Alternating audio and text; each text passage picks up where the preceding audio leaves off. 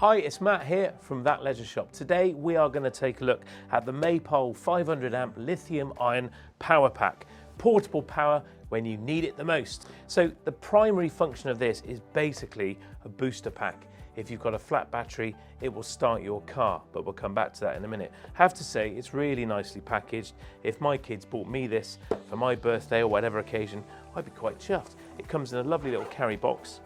And look at that, it's really nicely packed. So these are the crocodile clips that you go onto the battery of the car. This is the pack itself. It's got a digital display, okay?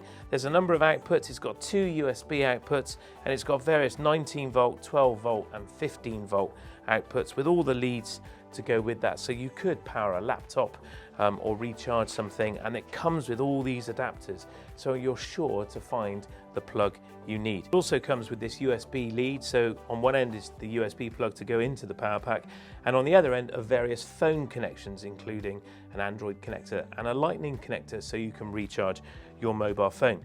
Recharging the unit itself is done in just 4 hours, which I find remarkable, and it can be recharged with the power adapter.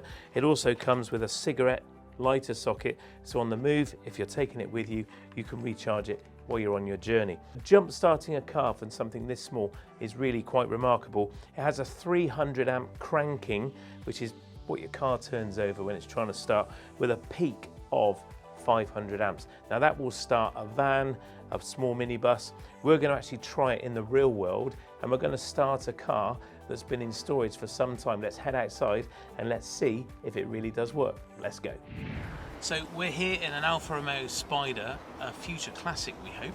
It's been in storage for months. It's completely dead. So I normally put the key in the dashboard, and at this point everything lights up, and then you hit start and the engine will start, but this is completely dead. So let's put this little booster pack to the test. So we've got the pack and we've got this little connector with the crocodile clips on.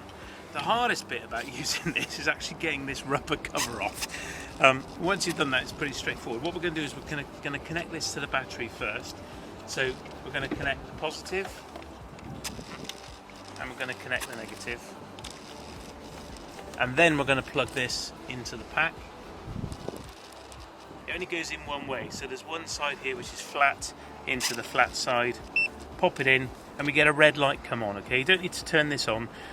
There's a button here that says boost, okay? Press and hold the button.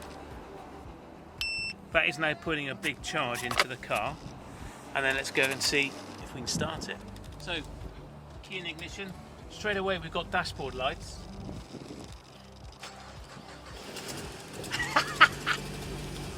Now, one thing to say is that if you go to start it with one of these booster packs, a car or a motorhome, camper van, whatever, and it doesn't start, that boost button is really important. So that's taking you from a trickle charge to a higher capability of starting.